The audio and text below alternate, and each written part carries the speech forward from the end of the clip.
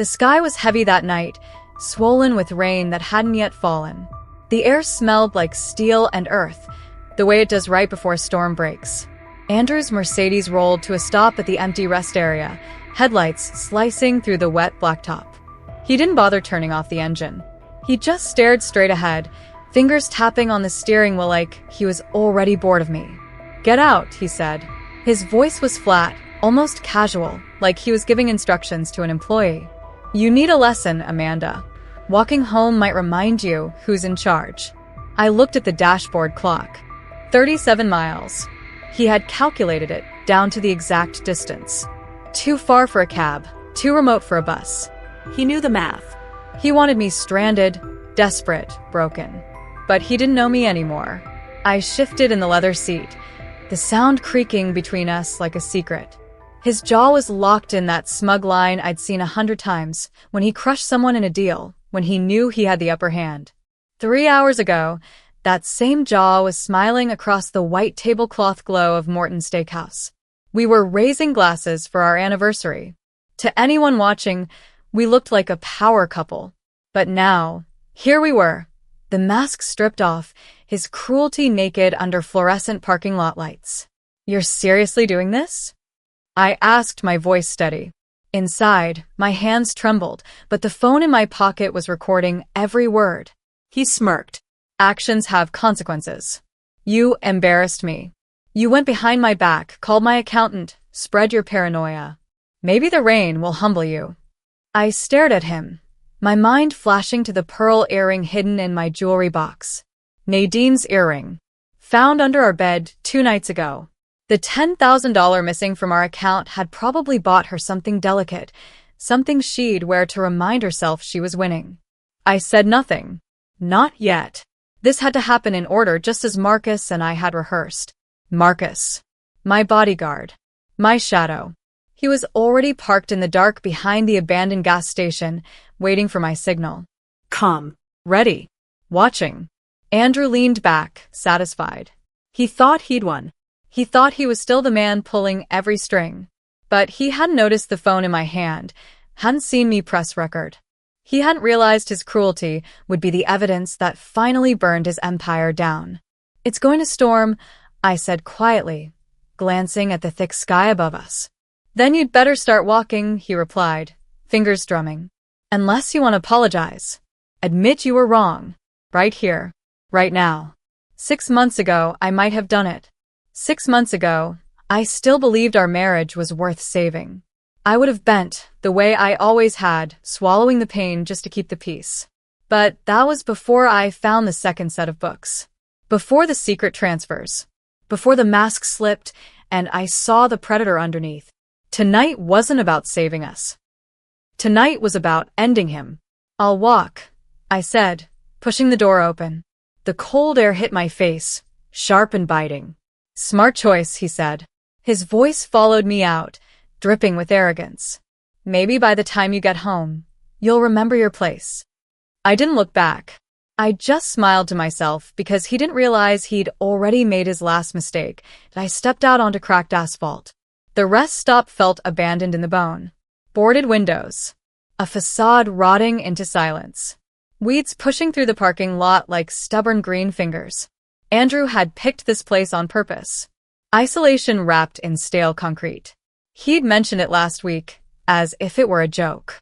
"Imagine being stranded here," he'd said, smirking as we drove past. "Miles from anywhere." That offhand comment had settled in my gut like a stone. I knew then what he was planning. The Mercedes revved. Through the passenger window, I watched him check his phone, probably sending Nadine a quick triumph text. Then he pulled away. Tires squealed on worn pavement. His taillights carved 2 thin lines into the dark. I counted to 60. 60 breaths, while the world shrank and his figure vanished. I walked toward the abandoned gas station the way someone walks into a scene they already own. Marcus's black Ford was tucked in the shadow behind the pump island. The truck was a dark shape. He stepped out holding an umbrella and a thermos like he'd been waiting his whole life to hand me both. "Did you get everything?" he asked, voice low. "Every word," I said. I stopped and lifted my phone. My thumb tapped the screen. The recording stopped. The last seconds of Andrew's smirk lived inside that file. He'd actually said I needed to remember my place. He'd used the words for the whole world to hear. Marcus shook his head, disgust flickering across his face. 3 years of watching Andrew control me. 3 years of small cruelties stitched into a quiet life. But this, he said, and his hand swept at the empty lot, this is criminal abandonment. He was already picturing Rebecca, our attorney, tearing this scene apart. Rebecca's going to have a field day with this recording. I accepted the coffee he offered. The thermos warmed my palms. Heat seared into cold fingers. Outside, the first drops hit the concrete. They came down fat and honest. By morning, Andrew would picture me soaked and humiliated. He'd picture my knees raw from that 37-mile walk. He'd expect the apology, me on the doorstep, begging. He expected obedience. Valentina's ready? I asked. She's been on accounts all evening, Marcus said. The moment he shifted 10 grand this afternoon, she logged it. Forensic audit goes back 2 years. Offshore transfers, shell accounts. He's been moving funds like a surgeon moves veins. He didn't smile. Rebecca files emergency at 9 tomorrow. Abandonment, financial abuse, fraud. With tonight's tape and our other evidence, he won't know what hit him. The sky opened just as we climbed into the truck. Rain hammered the windshield in relentless syllables. I imagined Andrew at home, sitting in his armchair, pouring scotch, nodding to himself for doing what he called teaching me a lesson. He had no idea. He had no idea that 8 months ago, when he first began hiding money, I had quietly started building my own arsenal. Marcus had installed cameras under the pretext of beefed-up security. No one had batted an eye until the footage began to tell a different story. Valentina, a forensic accountant specializing in money hidden inside marriages, had traced the streams. Rebecca had been compiling paperwork, statements, timestamps, receipts, and now had 3 boxes stacked like evidence towers. The house recordings uploaded, Marcus said, checking his phone. We've got him on camera last Tuesday bringing Nadine there while you were at your mother's. They used your bed. The words landed cold. It wasn't the familiar burn of heartbreak that had gone months ago. This felt like something harder. Crystal clear. Composed. Ruthless in the best possible way because it was mine. He's been planning this a long time, I said, feeling the resolve settle like armor. The escalation, the hidden ledgers, the slow cutoff of friends and family. Classic patterns of abuse. Each move mapped out. Each lie layered like paint. The rain kept coming. The rest stop blurred into streaks of light. I held the cup until it warmed my hands. I let the sound of the storm fill the space between what had been and what would be. Rebecca always said judges don't take kindly to husbands who treat their wives like property. Especially not husbands who abandon them as punishment. Her words echoed in my mind as Marcus steered us through the storm. The windshield wipers worked furiously, but the rain came faster, louder, drowning the world outside. He took the back roads, following a route we'd mapped and rehearsed weeks ago. Every detail mattered. Every choice had purpose.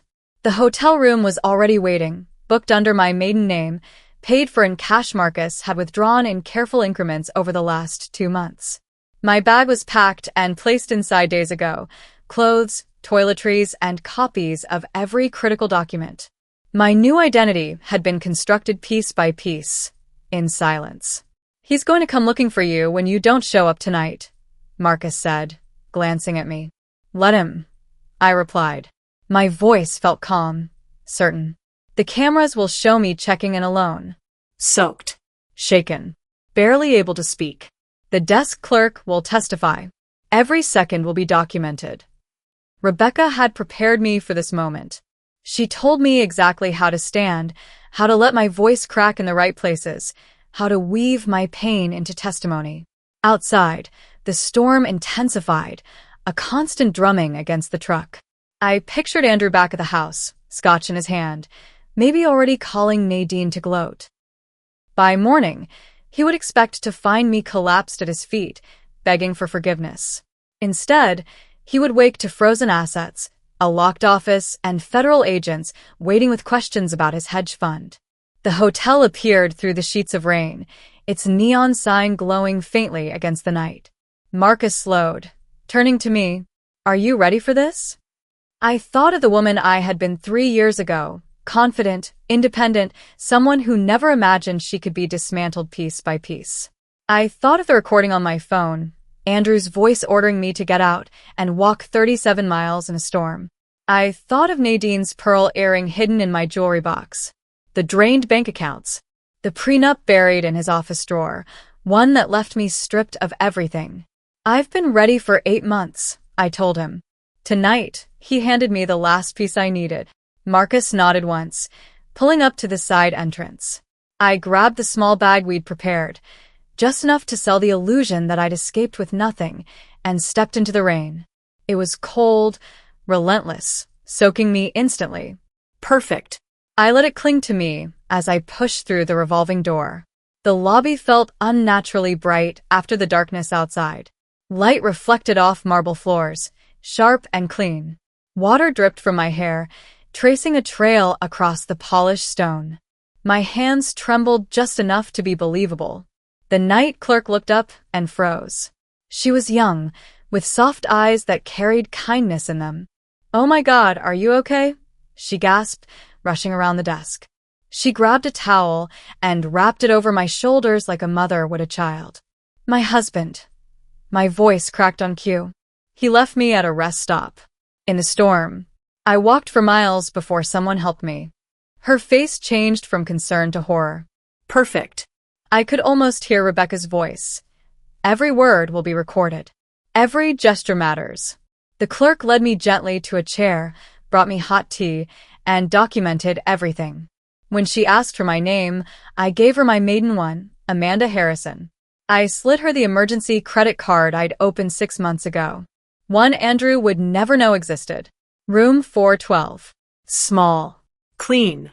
The window overlooked a city blurred by rain. I shut the door. Turned the chain lock. For the first time all night, I allowed myself to breathe. I pulled out the second phone Marcus had given me, the one Andrew didn't know about. I pressed play. His voice filled the room, sharp and cold. "You think you're clever? Calling my accountant. Asking questions you'd never understand." Then my voice. Calm. "Even. It's our money, Andrew. I have a right to know where it's going." He laughed, a sound that cut like glass. "I earn it. I manage it. You waste it. $70 for organic vegetables last week, Amanda. 70. I remembered that trip. The cart full of produce. Not for me, but for the dinner he insisted I cook for his clients. That same night, he dropped $800 on wine without flinching. The recording continued. His voice was venom. "You embarrass me at the Morrisons' party, contradicting me about the European markets in front of my colleagues. Where do you even get your opinions? Some morning talk show." I let his words hang in the room. The city lights flickered against the rain-streaked window. His arrogance, his contempt, they weren't just memories anymore. They were evidence. And soon, they would be his undoing. I have an MBA from Northwestern, Andrew. I worked in financial services for 5 years before we met. Before I rescued you from that mediocre career. Before you rewrote our story for the dinner parties and boardroom boasting, I was not analyzing penny stocks at some third-tier firm. I was managing a portfolio worth $30 million at Henderson Investments. I ran money that mattered. I built returns other people pointed to when they wanted to prove expertise. He rewrote our history so often that sometimes even I began to doubt the truth. His version fit his vanity. It painted me small. It made him large. It fit his narrative of being the provider, the brains, the man who'd saved me from obscurity. But the ledger in my head remembered differently. It kept the dates, the figures, the promotions he erased in conversation. My phone buzzed. "Marcus. Valentina found something. 3 more accounts in the Caymans. He's been moving money for 18 months. 18 months. The words landed like a fist. I scrolled back in my mind to when the changes began. Small things at first. Separate checking accounts. For tax purposes, he said once. like it was a favor. The financial advisor who appeared without explanation, smiling and taking notes as if our history was negotiable. Documents I was asked to sign without reading because it's routine. His casual insistence that I trust him. Each small thing was a stitch. Together they formed the noose. Another text came through. Rebecca. Judge Coleman agreed to an emergency hearing tomorrow at 2 p.m. Bring the recording. Patricia Coleman. She had a reputation. She saw through men like Andrew. She had 3 high-profile financial abuse rulings in the last year, all favoring the wives.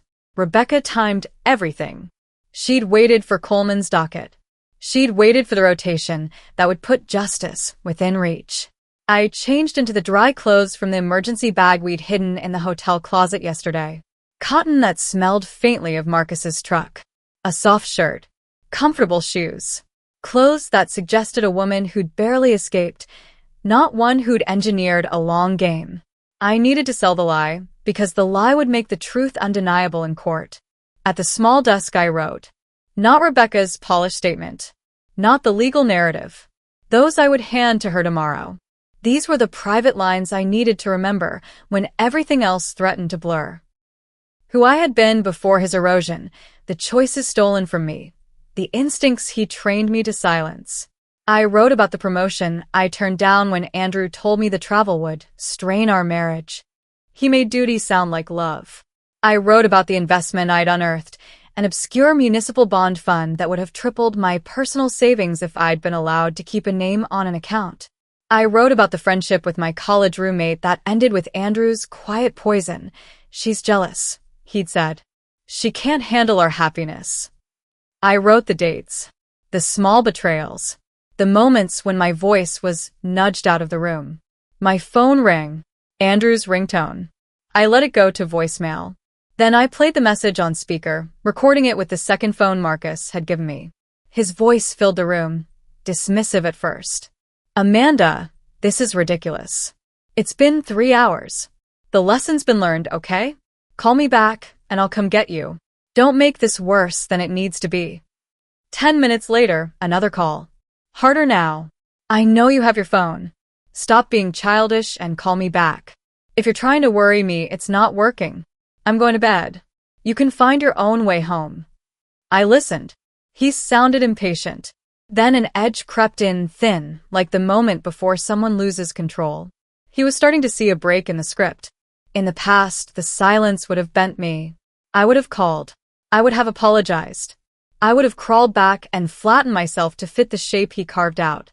But tonight the silence was a weapon. It was a test. It was changing his narrative by doing nothing. It was making him reveal that he expected obedience, as if it were currency. His expectation of contrition was the line his lawyers would cross in court. At midnight the phone rang again. An unfamiliar number. I almost didn't pick up. I stayed silent on purpose. Hello? Amanda? A woman's voice, unsure. Andrew asked me to call you. He's worried.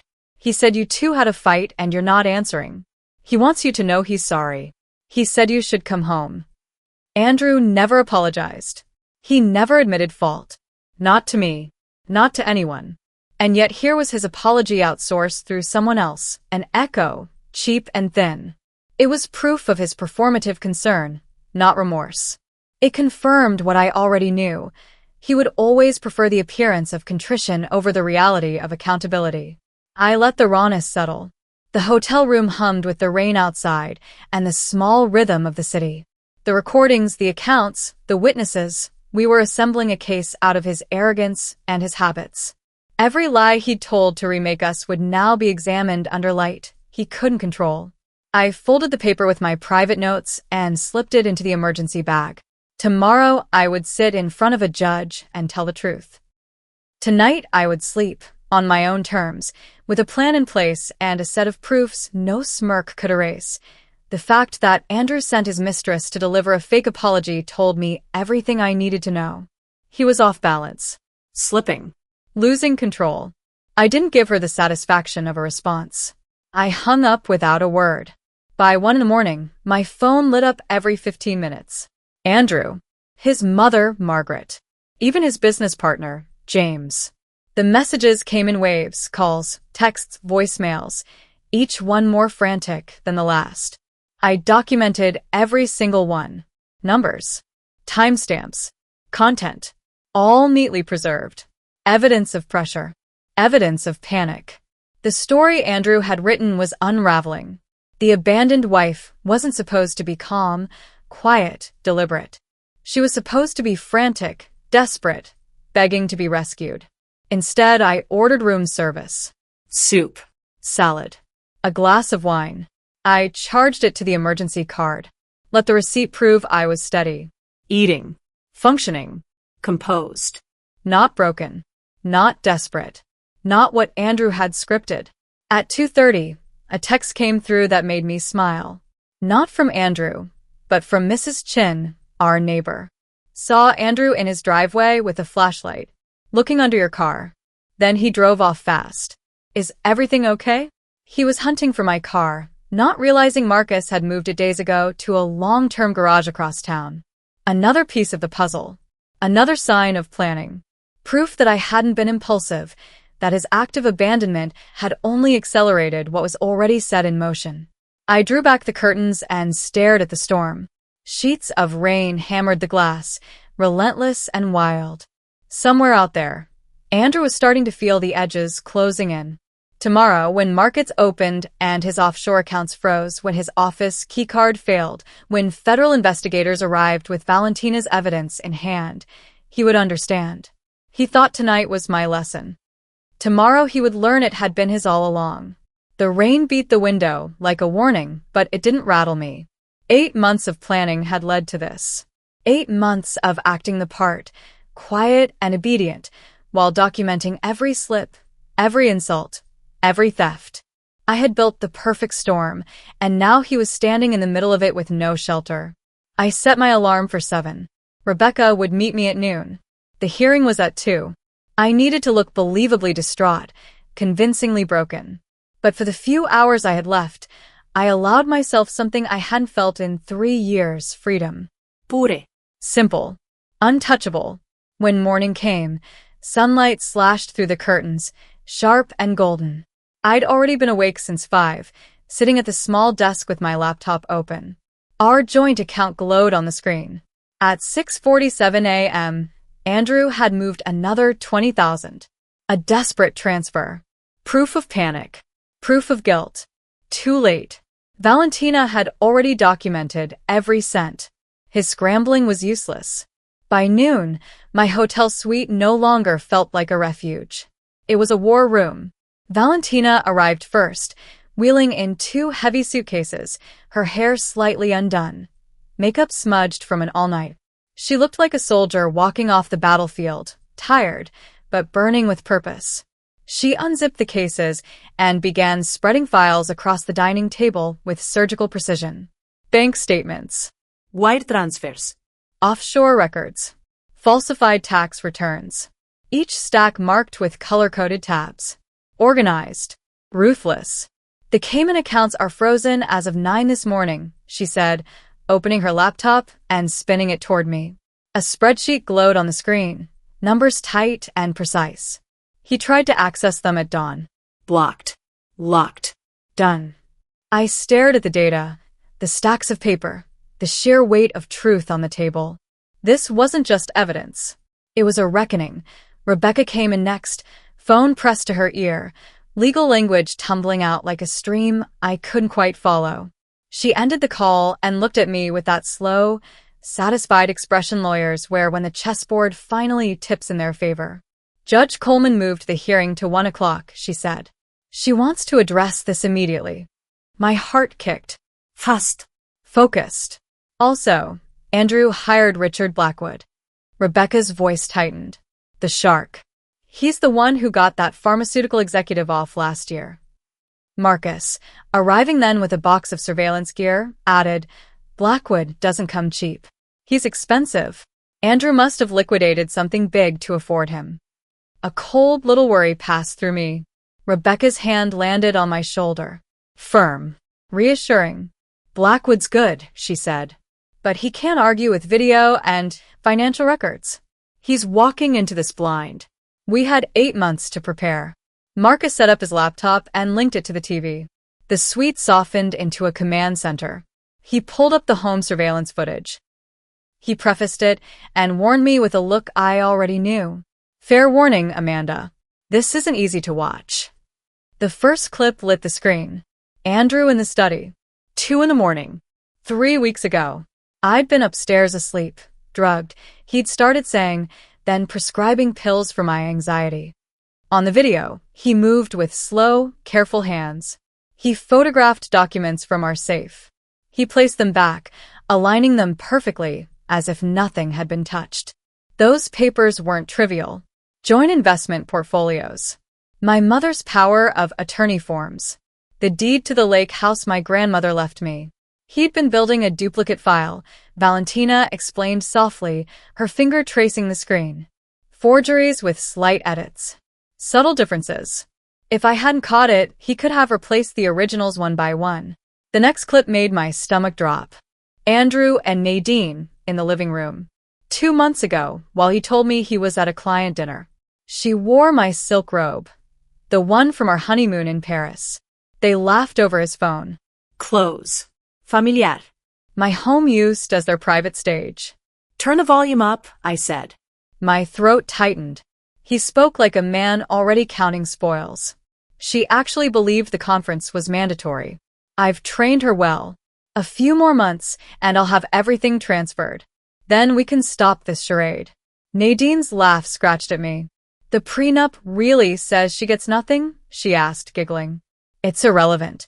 She'll never fight it. Amanda doesn't have the spine. I felt hot and cold at the same time. The insult. The condescension. The casual brutality of planning someone's ruin while lounging in their living room. Marcus paused the video. The air conditioning hummed. No one spoke. I walked to the window and looked over the city. Somewhere below, Andrew was probably trying to figure out why his access was revoked, why his assistant couldn't reach the bank, why everything he relied on was folding. He thought he'd taught me a lesson about power. He didn't know the teacher had changed. There's more, Marcus said quietly. Want to see it? I nodded. The next clip showed him pacing in the garage between our cars, phone at his ear. The timestamp read last Tuesday, the night I'd been at my book club. He was talking about Jennifer. Jennifer's perfect, he said on the recording. She doesn't suspect I'm recording our conversations. Every detail about Amanda's mother's estate, the Alzheimer's diagnosis they're hiding, the trust fund from their father. It's worth nearly $2 million and Amanda doesn't even know it exists. My legs went weak. Jennifer, my younger sister, the one I'd shielded from gambling for years. The one I'd covered for with our parents.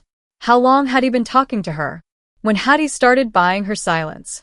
Valentina brought up phone records. First contact, 13 months ago. Regular calls, 10 months. Always when I was out. He'd been paying off her debts. In exchange, she'd fed him family details. Names. Numbers. Trusts I'd never been told about. Rebecca checked her watch. We need to leave for court in 30 minutes. Amanda, are you ready to face him today? She asked. I turned from the window. My mouth tasted like metal. I wanted to say yes. I wanted to walk in and demolish him with the evidence. Instead I said, show me the rest first. I need to know everything. Marcus clicked to another folder. Files pulled from Andrew's office computer. He'd had an IT contact extract them before Andrew's access was cut this morning. The emails filled the screen. Date stamps 6 months old. Subject line, Project Fresh Start. The messages read like a playbook. Plans for divorce. Tactics to sow doubt in me.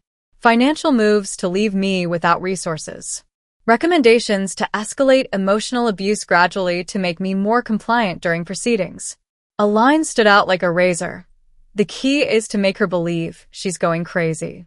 My hands moved on their own, folding and refolding the paper notes I'd made.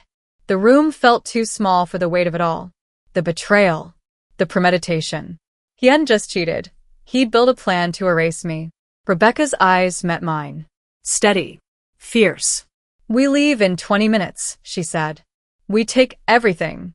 We don't flinch. You tell the truth. The judge will listen. I swallowed. My voice was quiet but steady. Then let's go in. Gaslighting was his manual. Rewrite her memory. Hide the proof. Deny the conversation. Twist the facts until she doubts herself. Then file for divorce when she's too fragile to fight. That was the plan. I tasted the pattern in my mouth. The dinners he swore I'd never mentioned. The phone calls he insisted never happened. The jewelry that disappeared and reappeared like a bad dream. I'd started scribbling details in a hidden notebook because I thought I was losing my mind. Turns out I was only paying attention. Rebecca called it what it was. He's following a playbook, she said. This Douglas Stern specializes in high-net-worth divorces. He squeezes the spouse until she breaks. He's even under bar investigation for ethics violations. The name landed like a warning. Valentina pulled up the document that forced our emergency filing. My eyes skimmed numbers that felt unreal. Andrew had moved $3.2 million from client hedge fund accounts into a personal Panama account yesterday, right before he drove off and pretended to teach me a lesson. The transfer had the feel of someone running. Someone who knew the walls were closing in. He must have thought he had more time, I said, the realization spreading cold across my skin. He thought wrong, Rebecca said. She had a slight smile, the kind that came from knowing the next move. The SEC got an anonymous tip yesterday morning. She looked at me. Valentina filed it once she documented the embezzlement. We had a duty to report. Once they opened an inquiry, everything accelerated. The scale of it hit me then. This wasn't only our marriage rupturing. This was theft. Fraud. He'd used our marriage as camouflage while siphoning other people's life savings. The man who'd shared my bed for 3 years had been quietly destroying dozens of strangers' retirements. I steadied myself with a breath. Judge Coleman needs to see everything, I said, voice low. Every recording, every bank statement, every forged document.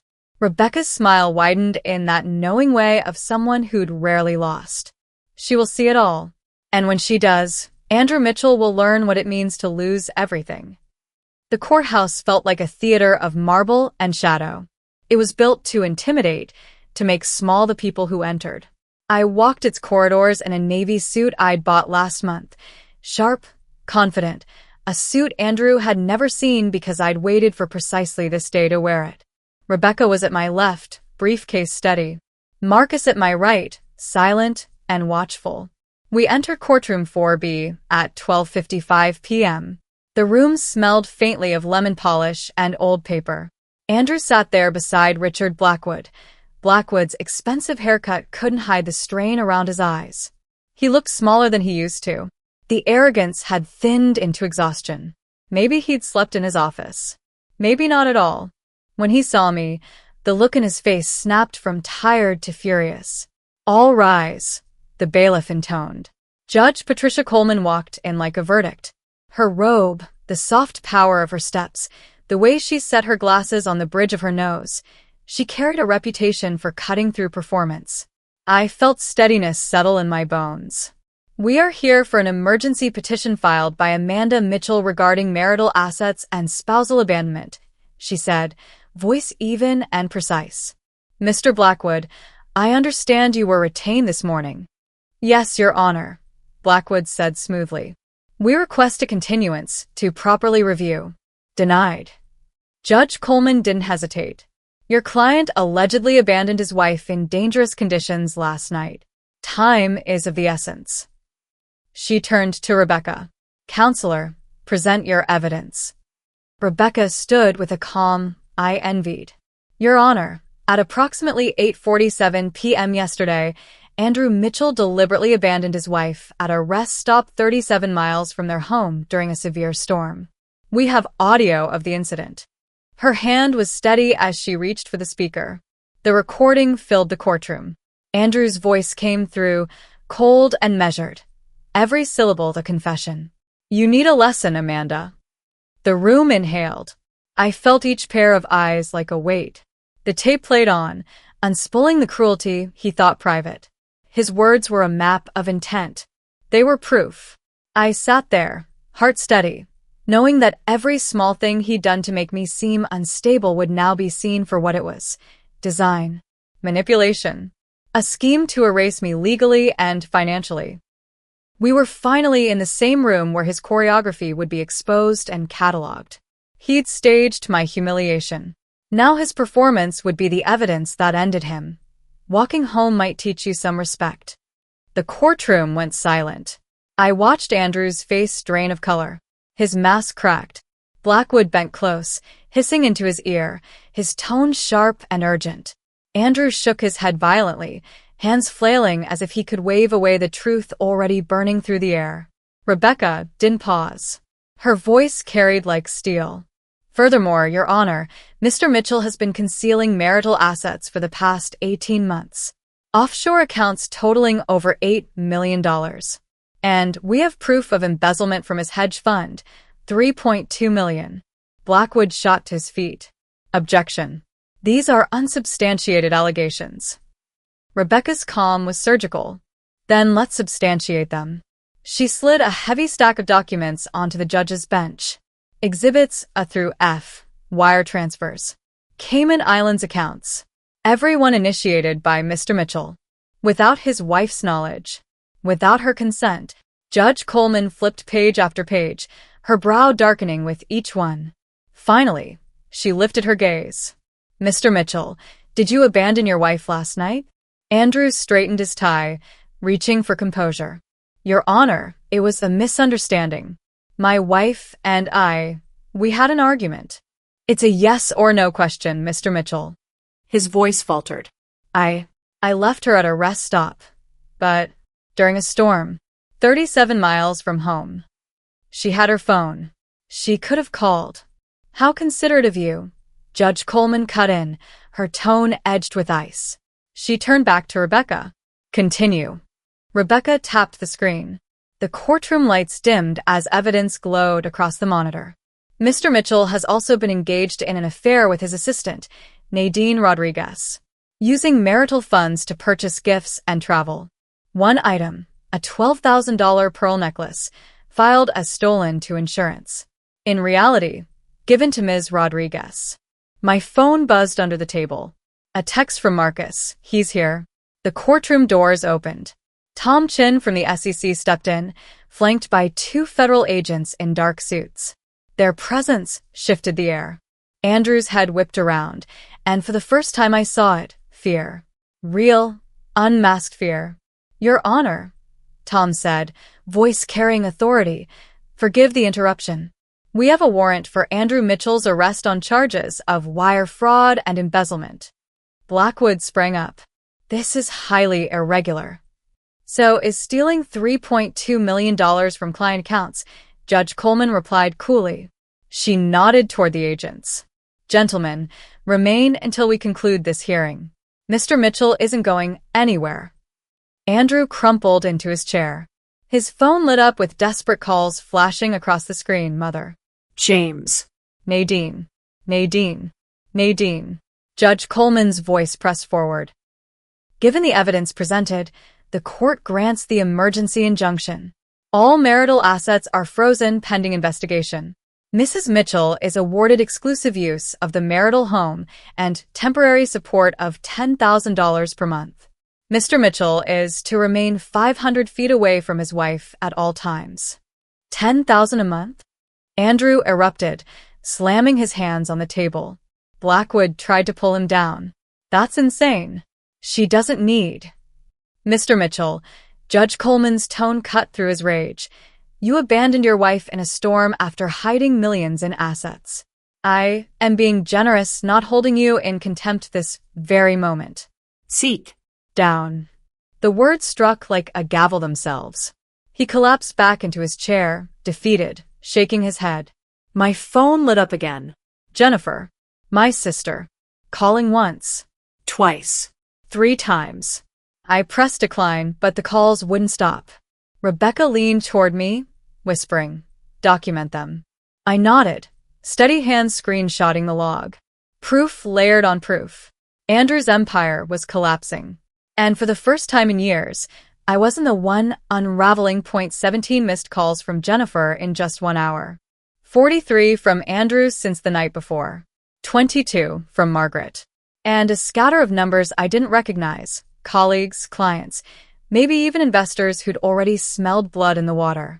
While Judge Coleman finalized her orders, Tom Chin stepped toward our table. His voice was steady, official. Mrs. Mitchell, we'll need your cooperation. Your attorney says you have additional evidence. I nodded. 8 months' worth. Records. Emails. Recordings. Every detail. His expression barely shifted, but his words landed like a verdict. Good. Your husband's looking at 15 to 20 years if convicted on all counts. Andrew must have heard. He lurched to his feet, pointing at me with shaking hands. You did this. You set me up. The whole thing was a trap. Judge Coleman's gavel cracked down like thunder. Mr. Mitchell, control yourself, or I'll add contempt. But Andrew couldn't stop. He was unraveling in front of everyone. She's been planning this. The recordings. The documents. She knew I was going to leave her there. So you admit to abandoning her? The judge asked, her eyes sharp as blades. Blackwood yanked Andrew back down, but it was too late. The words hung in the courtroom like smoke. He'd confessed, in open court, in front of federal agents. We were packing up to leave when the doors slammed open. Nadine staggered in. Designer dress creased, makeup smeared, hair falling apart. She scanned the room until her gaze locked on Andrew. You said you were divorced. Her voice cut through the chamber. You said the papers were filed. You said she was crazy, that she made everything up. The judge sighed, pinching the bridge of her nose. Ma'am, please remove yourself from my courtroom. But Nadine didn't move. Instead, she held her phone high like a weapon. I have texts, recordings. He promised me marriage. He said the money was his. Tom Chin's eyes lit up. He stepped toward her slowly, like a hunter cornering prey. Ma'am, we'd like to speak with you privately. And just like that, Andrew's empire collapsed. His mistress flipping to the other side. His assets frozen. Federal agents waiting. His image shattered in less than 60 minutes. As Rebecca and I turned to leave, my phone buzzed one last time. A message from Margaret. I hope you're satisfied. Destroying a good man over petty jealousy. I deleted it without hesitation. She'd learn the truth soon enough. Her son wasn't a good man. He was a criminal. And I hadn't destroyed him. He'd done it to himself. The courthouse doors opened, and the roar hit me. Reporters lined the steps, microphones thrust in my face, cameras flashing. Someone had leaked the story. Andrew's name had always carried weight in the financial pages. Now it carried scandal. Mrs. Mitchell, did your husband really steal millions? How long were you planning this? Will you press additional charges? Rebecca raised a hand, her voice slicing through the frenzy. No comments. The investigation is ongoing. She guided me down the steps, her grip firm on my elbow, pushing me through the chaos. Across the street, a news van was already setting up. Tonight, Andrew's polished face would beam across every local channel. The golden boy of Minneapolis. Arrested. Exposed. Fallen. And Margaret? She'd be choking on the wreckage of the son she once called untouchable. Back at the hotel, my body gave in. I sank into the couch like the weight of the last 24 hours had finally caught up to me. Rebecca didn't say a word, just poured 2 glasses of water and set one in front of me. The silence between us wasn't empty. My phone wouldn't stop buzzing. Notifications stacked on top of each other. The screen lit like a beacon I didn't want to touch. Still, I scrolled. A text from my hairdresser. Just saw the news. Good for you, honey. From Richard, one of Andrew's golf buddies. This is all a misunderstanding, right? Andrew would never. 3 neighbors. Different variations of we always knew something was off about him. But one message froze me. James Morrison. Andrew's business partner. Amanda, we need to talk. There are things about the fund you should know. Things that weren't in the federal filing. Rebecca leaned over, reading it with me. Her voice was calm, almost surgical. Set up a meeting. And record everything. At 4 o'clock, the story hit the local news. The headline scrolled across the bottom of the screen like a wound reopening. Prominent hedge fund manager arrested for embezzlement following spousal abandonment incident. And then his mugshot. Andrew. Disheveled. Hollow-eyed. Hair a mess. The tailored suit's gone. Replaced with orange. He looked like a stranger, but also exactly like the man he truly was. The reporter stood outside our house, my house now, recounting every sordid detail. Sources close to the investigation report that Andrew Mitchell allegedly abandoned his wife during last night's storm, leaving her stranded 37 miles from home. This morning, federal agents arrested Mitchell on charges of embezzling $3.2 million from client accounts. His wife, Amanda Mitchell, could not be reached for comment.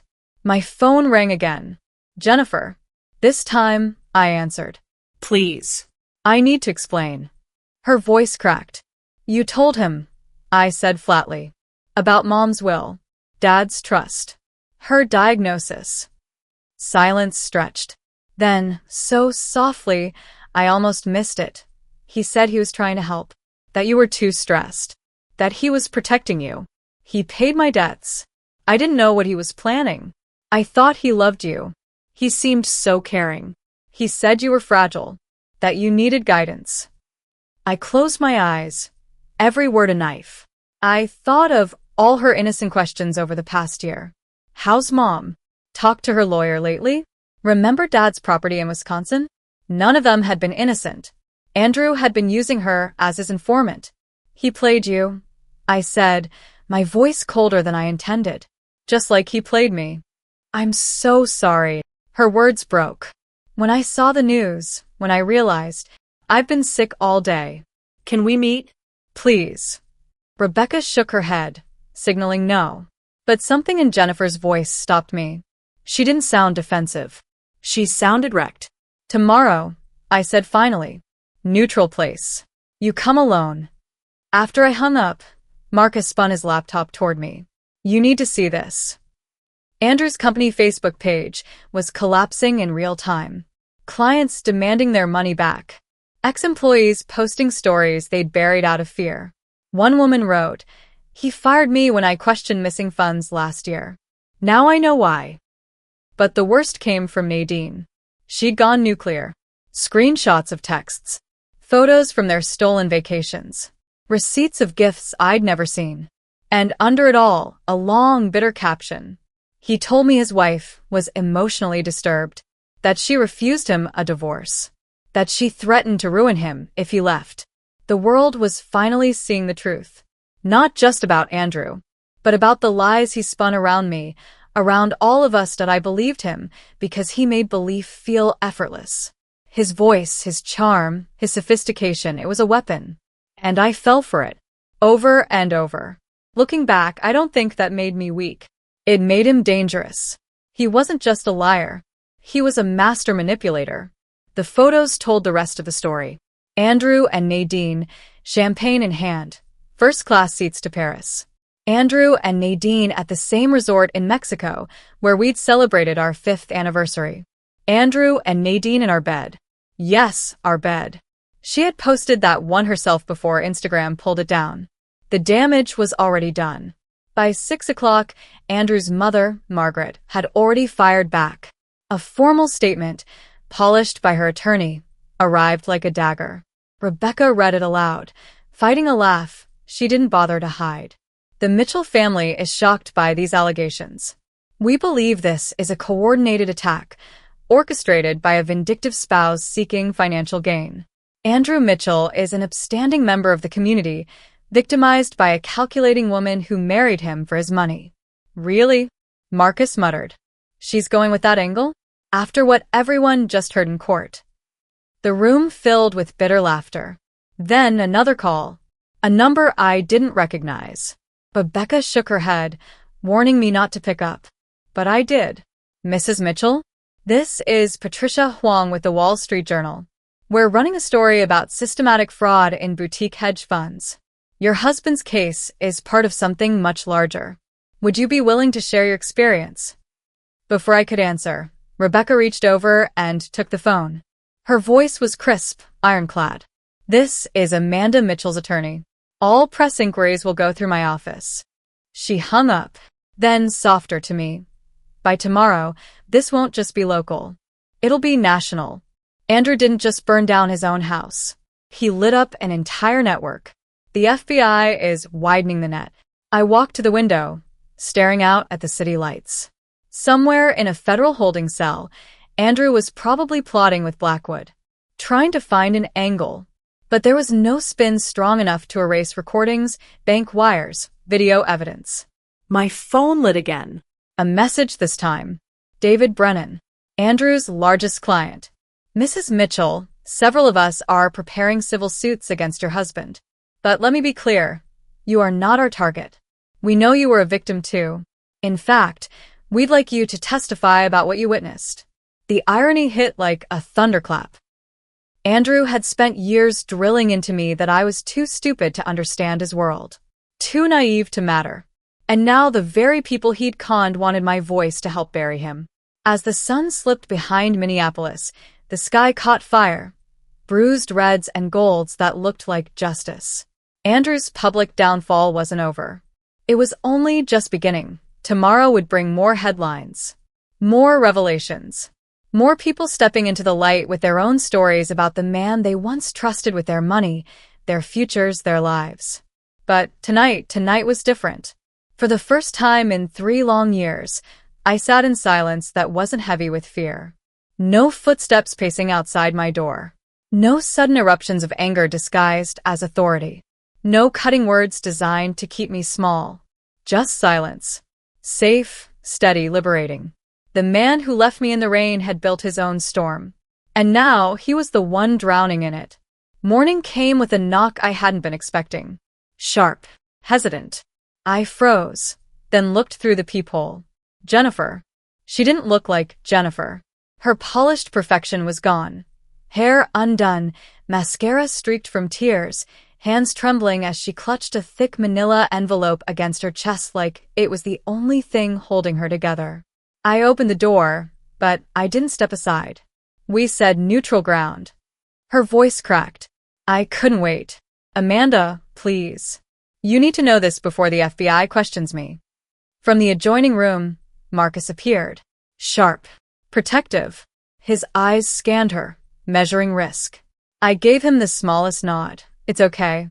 He lingered anyway, steady as a shadow. Jennifer stepped inside, sinking onto the edge of the couch. She placed the envelope on the coffee table. Her fingers shook so badly, it slid halfway before stopping. Andrew first contacted me 13 months ago, she whispered. He knew about the gambling. I don't know how, but he knew I owed $47,000 to people who don't forgive. He offered to pay it. All of it. No questions. As long as I answered his.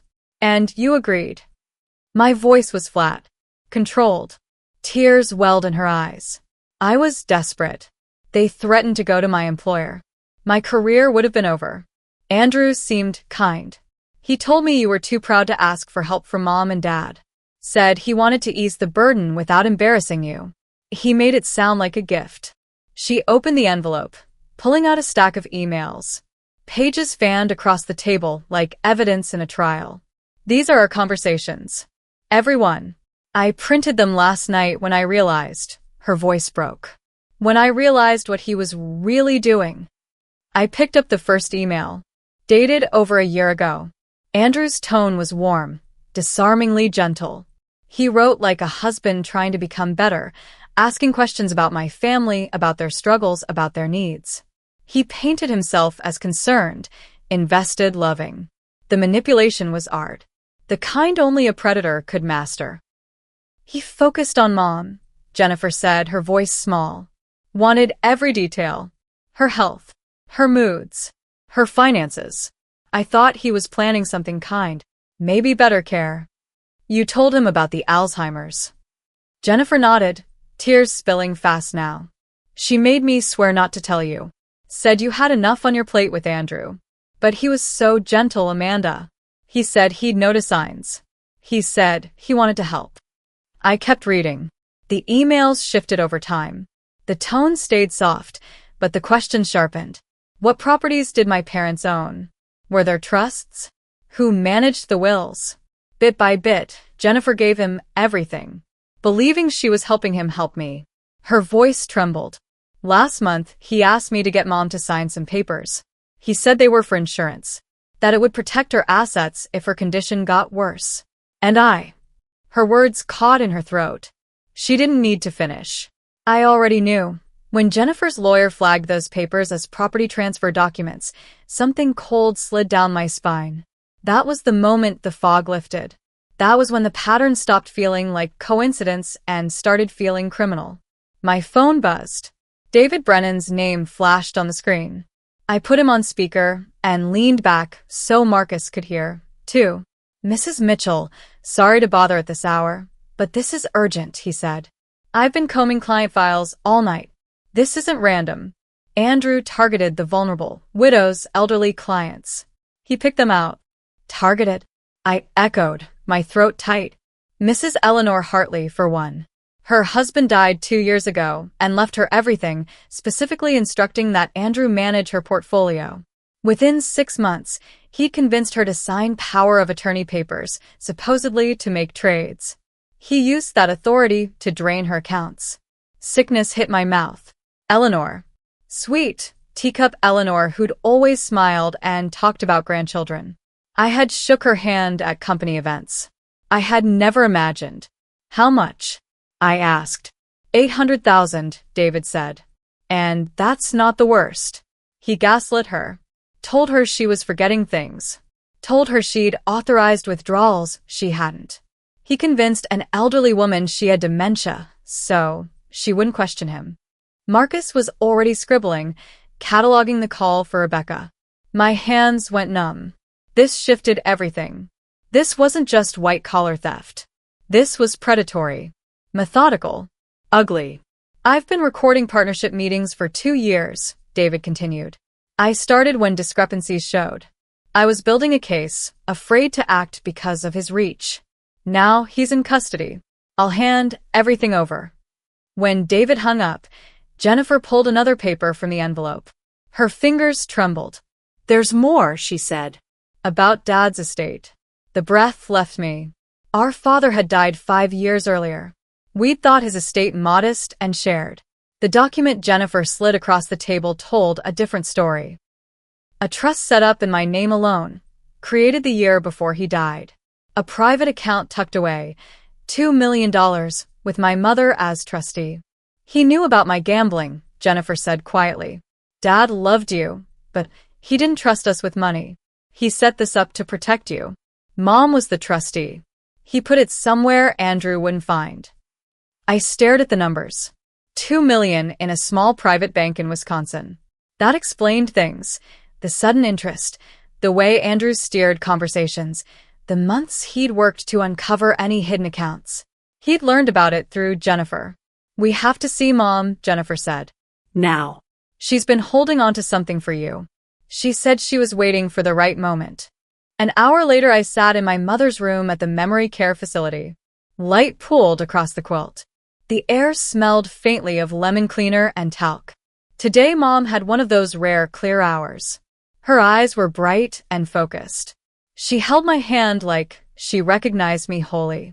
You knew he was trouble from the start, she said, voice firmer than it had been in months. The way he looked at her house. Cataloging. The way he steered every talk to money.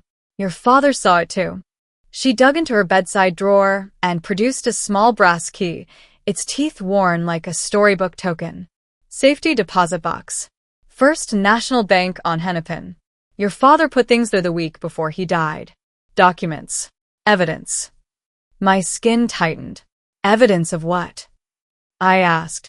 Mom's mouth thinned. Andrew tried to forge your signature last year. Loan papers. Property transfers. He made copies. He thought he could replace originals and no one would notice. I felt the room tilt. The thread was tighter now, every lie, every forged document, every secret transfer. My father had hidden a safeguard. My mother had protected it. And Andrew had tried to steal it right out from under her, under us. I slid the envelope of emails and documents into my bag, the weight of it solid and real. Today we would open a safety deposit box. Today we would find out just how deep he dug. The bank manager was my father's friend. He called me the moment the key showed up. He sent copies of everything first, then waited until I could come in. He said simply, "It's all in the box." I took the brass key and felt its weight like a promise. My father had protected me from beyond the grave. My mother had kept that promise safe, even as her memory frayed around the edges. Her hand was frail, but her eyes were clear the day she passed the key across the table. "There's more," she said, squeezing my fingers. Her voice had a strength I hadn't heard in months. "The FBI came here yesterday. Not about the arrest. Something bigger." My chest tightened. "Bigger?" She nodded. "They told me his name came up in a 3-year investigation. A network. Fund managers preying on the elderly across 5 states." The room narrowed. Everything snapped into a new, brutal focus. Andrew hadn't been reckless at random. He'd been surgical. He'd picked victims who wouldn't fight back. Women and men who trusted him with their life savings. He thought he could hide under our marriage while he dismantled other people's lives. "He never expected you to fight," my mother said with a small, proud smile. "Men like him think kindness is weakness. They're always surprised when they learn otherwise." Her hand tightened once more. "Your father would be proud of you. Stronger than Andrew ever imagined." We left the facility with the key tucked inside my bag like evidence and comfort. Jennifer rode with me. Marcus followed in his truck, watchful as always. The city moved around us, oblivious, busy, ordinary, while we carried a truth that would break a man's empire. First National Bank on Hennepin looked older than the city around it. Stone columns, heavy doors, a lobby that smelled of polish and money. Jennifer waited in the car. Marcus came with me through the mahogany doors and down to the vault where climate-controlled boxes sat in rows like graves of secrets. Mr. Paulson, the bank manager, greeted me with that look people give when something private has become public duty. He'd known my father. He handled the key like it belonged to both of them. The deposit box opened with a soft metallic sigh. Inside lay a neat stack of documents wrapped in paper and tied with a faded ribbon. I untied it with hands that didn't want to shake and spread the papers out on the counter. Forged loan applications with my signature, dated 6 months earlier. Property transfer documents for my grandmother's lake house, signed with my name, as if I'd agreed to sell it. Bank statements from accounts I'd never seen, opened in my name but controlled by Andrew. Copies of checks. Notarized forms that should have been impossible. My father had annotated everything. Tiny post-it notes in his handwriting explained each item. He had labeled a forged power of attorney. "He will try to take everything. Don't let him." Another note pointed to a backdated transfer. "This is why I made the trust. "Keep this safe." Marcus photographed every page. He worked like a man cataloging arms before battle. Rebecca would need every image. Valentina would need originals. I sat on a cold bench and let the facts settle into me, one hard detail at a time. This was beyond betrayal. This was erasure. Andrew hadn't merely cheated or lied. He'd been building legal scaffolding to make me disappear financially, to strip my name from property, to move assets out of reach, to stage documents that would tie me to debts and loans I never incurred. If he'd succeeded, I would have vanished not only emotionally but legally. A null line in the ledger. An invisible person with no claim and no voice. For months passed like a series of held breaths. Evidence compiled. Witnesses lined up. Lawyers argued in loops of legalese. The public's attention sharpened and then widened into a roar. And then the day came when I walked into the federal courthouse for the first day of Andrew's criminal trial. The media had swelled since the arrest. Cameras crowded the steps. Reporters leaned forward like hungry birds. I moved through them with Rebecca at my side and Marcus close, my charcoal gray suit a deliberate armor. New, clean, bought for this fight. The suit had never hung in our shared closet. I'd purchased it for myself, for this exact day. Outside, people shouted questions I didn't answer. Flashbulbs popped. The city felt both too large and narrowed to a single door, the courthouse door. I stepped through it with the papers in my bag and my father's key in my pocket, and for the first time since the rain, I felt that whatever came next was mine to face, not his to control. The suit I wore was chosen with precision. Professional. Dignified. Costly enough to prove I wasn't broken, yet simple enough to remind me I didn't need extravagance to stand tall. Andrews sat across the courtroom, a stranger in his own skin. His once tailored suits now hung awkwardly. He had thinned in custody. His hair, once manicured with surgical care, now grew wild at the edges, uneven, unkempt. When his eyes finally locked on mine, I smiled.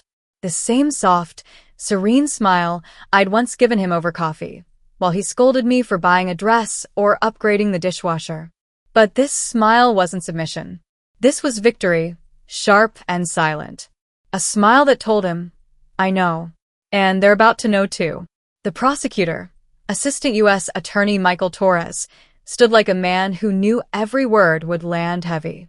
He unfolded the case brick by brick. 12 counts of wire fraud. 2 counts of elder abuse. 1 count of conspiracy to commit financial crimes. Numbers on paper, but each one a life torn open. The evidence was an avalanche. Doctored books. Shell accounts. Forged signatures. Recorded phone calls where Andrew's voice, smooth, arrogant, outlined his schemes as if theft were sport. For 11 long days, witnesses passed through the stand like ghosts of Andrew's greed. Frail elderly clients told how he tricked them into signing forms they didn't understand. Former employees described the fear of refusing orders to falsify records. A forensic accountant mapped the maze of offshore accounts, showing the jury how Andrew had twisted the system into a personal kingdom of stolen wealth. Day 12. The double doors swung open. Nadine Rodriguez walked in. I almost didn't recognize her. Gone was the glittering young woman who once draped my grandmother's pearls around her neck like trophies. In her place stood someone stripped down, plain dress, hair pinned into a no-nonsense bun. She had traded glamour for survival. She had been granted immunity in exchange for testimony, and now she was here to gut him with it. Ms. Rodriguez, Torres began, how long were you romantically involved with the defendant? 18 months, she said, her voice quiet but unwavering. And during that time, did Mr. Mitchell ever discuss his business practices with you? Her gaze cut toward Andrew. Yes. Frequently. The courtroom stilled. He thought it was amusing, she continued.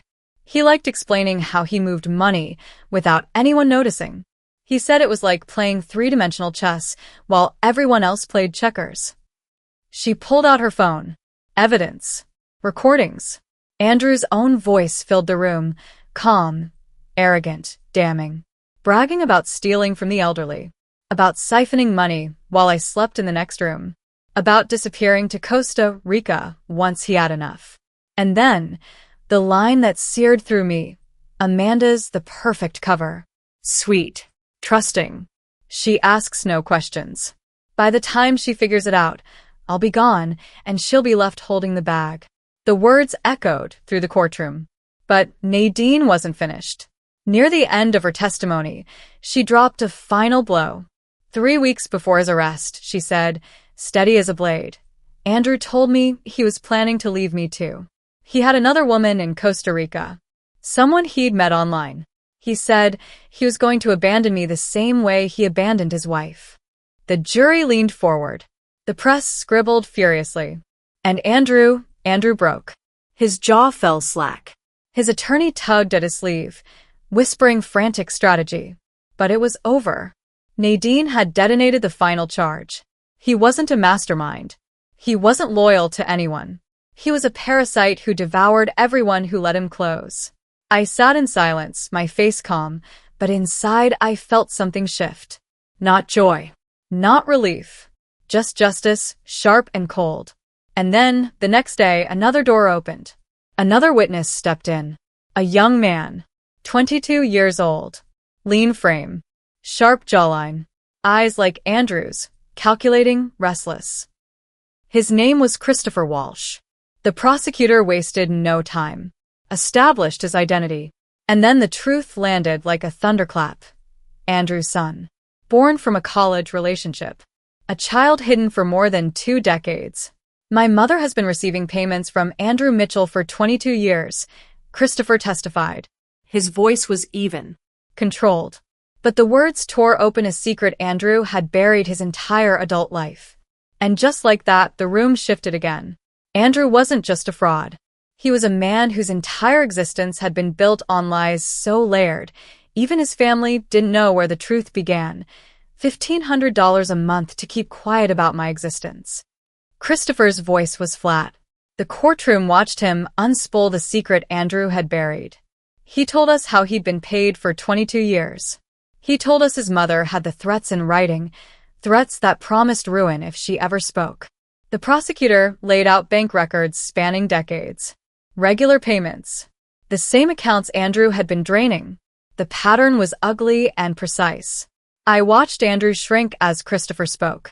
The man who once filled rooms with swagger now looked hollow. He had stolen from the vulnerable not only for luxury or escape, but to hide the proof of his past. He was laundering lies through other people's lives. Blackwood tried to object. The judge overruled him. This was not irrelevant. This was the through line, a lifetime of deception and theft. On the final day of testimony, Andrew did the one thing his lawyer begged him not to do. He took the stand. He still believed his silver tongue could save him. For 2 hours he performed. He recast himself as the wounded husband, the brilliant financier who'd made bookkeeping errors. He claimed I'd known, that I'd approved, that every elderly client had signed willingly. Then Torres began cross. Short questions. Hard. The ice broke. The recordings we'd all heard in secret echoed in open court. He said they were taken out of context. He accused me of fabricating documents. When confronted with the hush money to Christopher's mother, he dismissed it as personal, as if paying to bury a life could be separated from his crimes. I sat very still. I felt the air move like a tide. The jury felt it too. They deliberated less than 3 hours. On count 1, wire fraud, we find the defendant guilty. The foreman's voice sounded like cold blood. 1 by 1 the counts fell. 12 counts of wire fraud. 2 counts of elder abuse. 1 count of conspiracy. Guilty. Guilty. Guilty. Andrew put his head in his hands as they read the last verdict. The man who'd left me in the rain 37 miles from home had just been abandoned by the law. For once, the certainty of his control was gone. 2 weeks later, Judge Coleman read sentence. Her voice was steady and without mercy. Mr. Mitchell, you targeted the most vulnerable. You betrayed clients, colleagues, and family. You show no remorse. This court sentences you to 96 months in federal prison. 8 years. The number landed like a weight. The bailiffs moved in. As they prepared to take him away, Andrew managed one last hiss. This isn't over, he spat. I stood. I let the courtroom microphones catch my voice. Clear. Quiet. Final. You're right. The civil suits start next month. They let him out in shackles. I walked out into a September afternoon that felt like the first day of spring. The sky was bright. The air tasted like relief. The civil suits did come. 17 victims filed claims. Rebecca handled the legal front. I had different work to do. 6 weeks after sentencing, the whistleblower reward arrived, $1.2 million. It was for the information that helped recover stolen funds. The number stunned me. It also changed things. Combined with the frozen assets the court awarded me and the trust my father had protected, I now had resources I could put to use. Marcus found the building first. A renovated Victorian in Whittier. 3 stories. 8 offices. A conference room. Multiple exits. Practical, necessary. It had once housed a law firm. Now it would house something else. We signed the lease on a Thursday. By Monday, the Phoenix Foundation had a home. The name felt right. Rising. Rebuilding. We need proper security, Marcus said, walking the empty rooms with his tablet. His plans were exact. Panic buttons in every office. Secure entry. surveillance that protected people instead of policing them, escape routes, redundant exits. He checked the angles like a man mapping safety lines. Valentina arrived with boxes, files, encrypted drives. "I've already had 3 forensic accountants reach out," she said, breathless. She set up filing systems and the software that would keep records untouchable. They want to volunteer. Volunteers came. Survivors, lawyers, accountants, therapists. People who'd seen the wreckage and wanted to help rebuild. We planned legal clinics, financial literacy courses, emergency housing for women leaving dangerous situations, and pro bono forensic accounting to help other victims trace stolen assets. I stood in a room with sunlight on the floorboards and thought of the woman I'd been 3 years earlier. Afraid. Polished into silence. Today she was different. Not whole. There were scars, but whole enough to move forward. We would turn what he'd taken into what people needed: safety, restitution, and a path to reclaim their lives. The whispers started small, rumors drifting through boardrooms, law firms, and conference calls. Word was spreading in the financial community about what we were building. The Phoenix Foundation wasn't just another nonprofit. It was a fortress disguised as hope. Rebecca had taken a leave of absence from her practice to anchor our legal program. She spread incorporation papers across the conference table like blueprints for war. "We need to be careful," she said. Her voice was calm, but carried the weight of battle strategy. "We'll face angry spouses, legal retaliation, threats we can't even predict. Every line has to be bulletproof." Within weeks, our first case arrived. Maria, a teacher. Her husband had hidden their savings, weaponizing money against her. Worse, he threatened to report her to immigration, though she was a citizen, as a leash to keep her from leaving. Valentina traced the funds. Rebecca filed the petitions. Marcus handled safe transport. I sat with Maria as she wept into trembling hands. Her tears felt like echoes of my own. The ones I cried alone in that hotel room the night Andrew abandoned me. That night had built this moment. Then Jennifer walked in. A rainy Tuesday, 3 months sober. She carried a box of donuts like an olive branch. "I want to help," she said. Her voice was raw, stripped of excuses. "I know what it's like to be manipulated, to betray people you love because desperation eats you alive. Maybe I can help others see the signs before it's too late." We started her with phones and filing. But it didn't take long to see the truth. Jennifer had a gift. She could hear shame beneath silence. She could meet women in the darkest corners of despair and speak a language they recognized. 6 months later, she was running our support groups, telling her own story. She spoke of addiction, of Andrew's manipulation, of how easily desperation turns into control. And because she was honest, women listened. On one of her rare clear days, my mother came to visit. Marcus drove her carefully through the city, her gaze wandering across streets she once knew by heart. She sat in my office, studying the framed photos of women who had allowed us to share their triumphs. Smiling faces, keys to new apartments, diplomas clutched in proud hands, children safe in arms. "Your father would be so proud," she whispered, her hand trembling as she touched the frame of a woman who had escaped with 3 children and was now in nursing school. "He always said the best revenge against cruelty is kindness to others." From her purse, she pulled an envelope. Inside, a clipping from the prison newsletter. Andrew, elected treasurer of the Inmates Investment Club. Even behind bars, he was still clinging to the mask of the financial genius. I almost laughed. Some people never change. The most unexpected visitor arrived 7 months after the trial. Nadine Rodriguez. She stood in our reception area stripped of the glamour that once defined her. Short hair. Simple clothes. No jewelry. No mask. We sat across from each other in my office. Her voice was quiet, but steady. "I've been in therapy," she said. "Working through how I got here. Why I ignored the red flags. Why I helped hurt you. I can't undo what I did. But maybe I can stop other young women from falling into the same trap." She started speaking on campuses, business schools, auditoriums full of students. She was unflinching. She told them how men like Andrew promise advancement in exchange for companionship, how the manipulation is slow, seductive, and disguised as opportunity. He made me feel special, she told a group of graduate students one night. Smarter. More sophisticated than women my age. By the time I saw the truth, that I was just another piece in his game, I was already too deep to see the exit. 1 year after Andrew's sentencing, a letter arrived. Prison stationery. His handwriting still perfect, sharp as ever. 4 pages of venom. He blamed me for his downfall. Said I had entrapped him. That I had orchestrated every detail like a conspiracy. He listed every imagined slight, each one a shard of his paranoia. The final line read, "I hope you learned your lesson."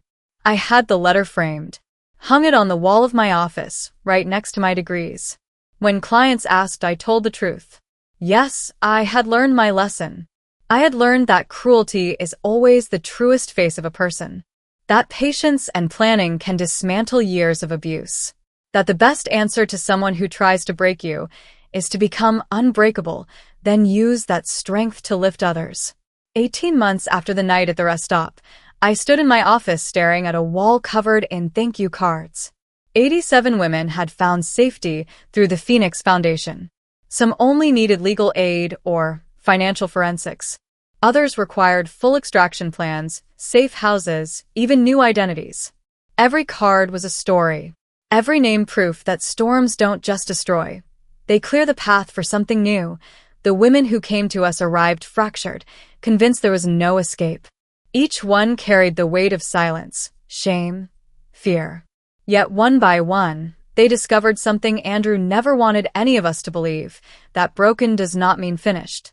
Eleanor Hartley, the widow Andrew had drained of nearly everything, became our greatest ally. Through the civil suits, she had clawed back much of what was stolen. Instead of retreating, she chose to give. At our first fundraising gala, she stood at the podium, silver hair shining under the lights, and announced she would fund our emergency shelter program. That man tried to convince me I was losing my mind, she said, her voice strong, steady. But Amanda showed me I was actually finding my strength. Rain hammered the windows of our Victorian building that night. The sound carried me back, 37 miles from home, shivering under a relentless downpour, watching Andrew's car vanish.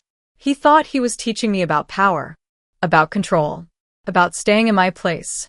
But the truth was different. Cruelty always plants the seeds of its own destruction. Every choice has consequences. And sometimes, the person you abandon in the storm already knows how to read the weather and is waiting for the sky to break. Through the Phoenix Foundation, Andrew's cruelty had been repurposed into something he could never have imagined. His betrayal became the spark that lit a movement. His calculated act of abandonment turned into the catalyst for saving lives he never thought were worth saving. That was the lesson he never saw coming. It was never about obedience, never about submission. It was about transformation. He tried to strip me of power in a storm. Instead, I became the shelter. And as I stood in that house, rain drumming on glass while laughter echoed down the halls, I realized storms don't always destroy. Sometimes they build.